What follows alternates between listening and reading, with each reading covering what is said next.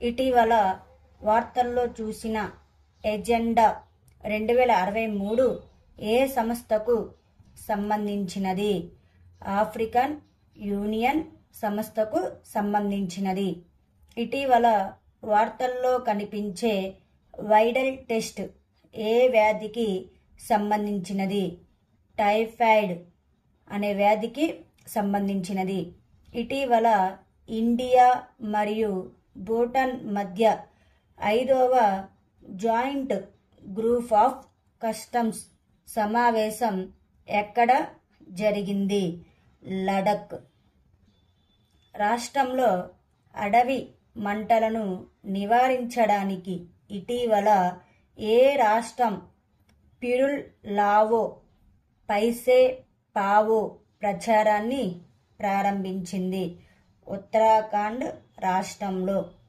ఇటీవల వ్యవసాయం మరియు రైతుల సంక్షేమ మంత్రిత్వ శాఖ ఏ స్థలంలో కృషి ఇంటిగ్రేటెడ్ కమాండ్ అండ్ కంట్రోల్ సెంటర్ని ప్రారంభించింది? న్యూఢిల్లీలో.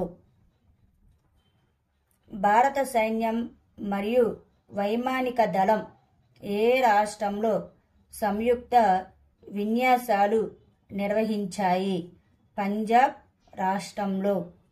ప్రపంచంలోనే అత్యంత లోతైన నీలి రంధ్రాన్ని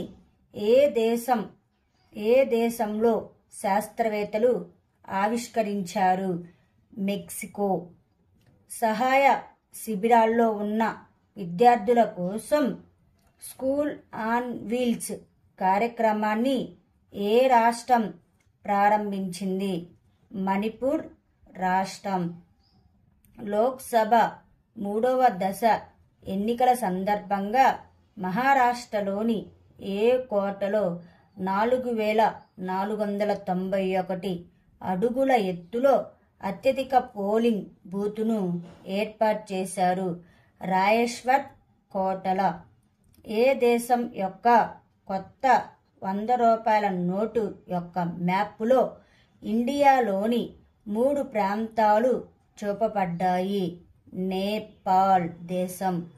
ఇండియాలో ఆన్లైన్ హార్వర్డ్ ప్రోగ్రాంను ప్రారంభించిన మొదటి విశ్వవిద్యాలయం ఏది?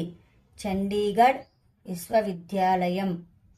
బాస్కెట్బాల్ కోచింగ్లో చెప్పుకోదగ్గ చరిత్ర మరియు NBA ఇండియాతో అనుభవం ఉన్న స్కాట్ ఫ్లేమింగ్ ఏ దేశ సీనియర్ పురుషుల బాస్కెట్బాల్ జట్టుకు ప్రధాన కోచ్గా నియమితులయ్యారు?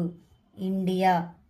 మే 2024లో సన్ వీడాంగ్ స్థానంలో ఇండియాకి చైనా కొత్త రాయబారిగా ఎవరు నియమితులయ్యారు? జు ఫోంగో ఫిహో.